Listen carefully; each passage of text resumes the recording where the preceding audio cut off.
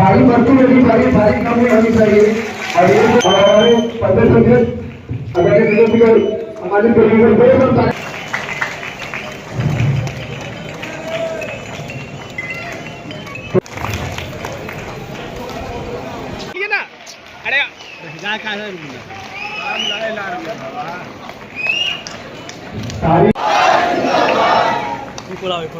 हम लोग का ये सम्मेलन पूरे बिहार में चल रहा है। कई जिलों में, कई विधानसभाओं में ये सम्मेलन संपन्न हो चुका है। और पटना, आप जानते हैं कि यहाँ जो शहर में जो विधानसभा है उसमें हमारे जो यहाँ के मजबूत साथी हैं, जो हमारे यहाँ के विधानसभा प्रभारी भी हैं, आदरणीय रंजीत प्रभाकर जी, उन्होंने यहाँ का कार्यक्रम आज रखा। तो इसलिए ये पहली मीटिंग नहीं है, लेकिन हम लोग पटना जो शहरी इलाका है उसमें निश्चित रूप से ये पहली मैंने समझे बैठे। बिहार घूम रहे हैं, राज्यों को देखते क्या देख रहे हैं, बिहार की जनता बदलाव चाह रही है? देखिए, हम तो पूरे घूम ही रहे हैं और हमारा कार्यक्रम लगा रहता है। 20 साल हो गए सरकार को, तो एक सामान्य मुझे ना प्रकृति का भी समझिए एक जो कहिए स्वभाव है, और वो है बदलाव। तो आप जहाँ भी जाइए, लोगों से बातचीत करिए, तो सब लोग यही चाहते हैं कि बदलाव होना चाहिए। एनडीए कह रही है कि 225 सीट जीतेगी। देखिए, तो हमने तो कहा था कि 18 सीट कहाँ छोड़ देते भाई, 20 वर्षों से सरकार उनकी है, 243 सीट पर लड़ना चाहिए। और मैंने उसको हल्के में कहा था कि जो 18 सीट पर आपको डाउट है ना, वो बता दीजिए, हम लोग लड़ लेंगे उस पर।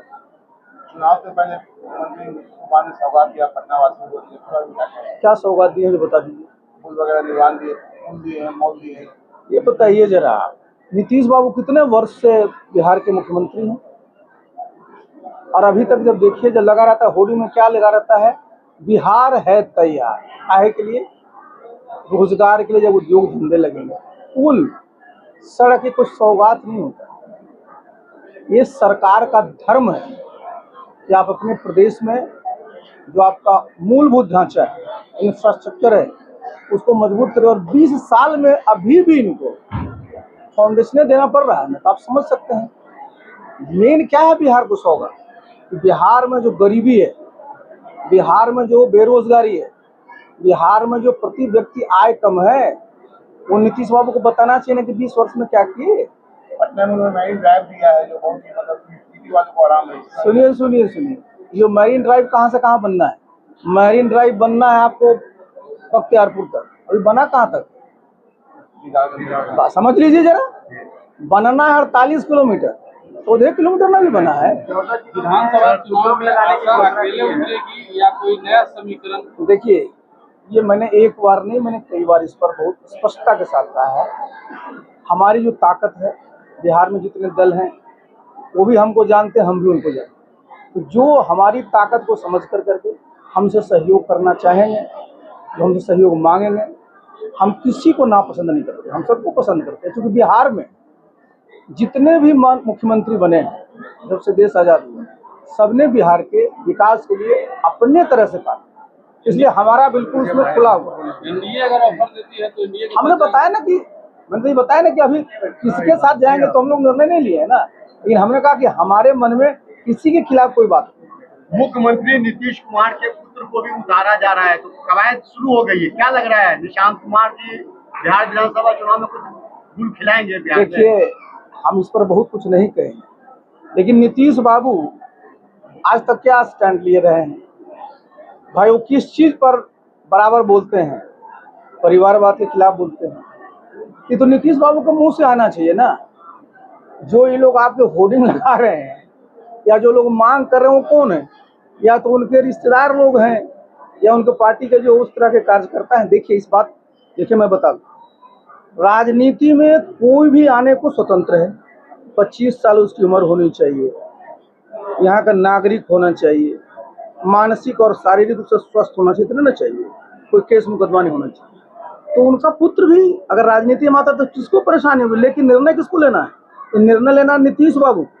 जो आज तक नीतीश बाबू क्या स्टैंड लेते रहे, तो पहले अपना स्टैंड तो क्लियर करें ना इस पर। वर्तमान में अपराध जो है बिहार में बढ़ते जा रहा है, राजधानी पटना भी सुरक्षित नहीं है, इस पे क्या? यही तो मैं बता रहा हूँ। तो जरा 2005-2010 लीजिए, नीतीश बाबू के साथ तो मैं था ना, मैं प्रिंसिपल सेक्रेटरी था। 2005-2010 में अपराधी लोग बिहार में नजर आते थे, सब बिहार छोड़ के चले गए। कहा है क्योंकि नीतीश बाबू मजबूत थे और हम सब साथ थे। अब हम लोग नहीं है नीतीश बाबू के पास।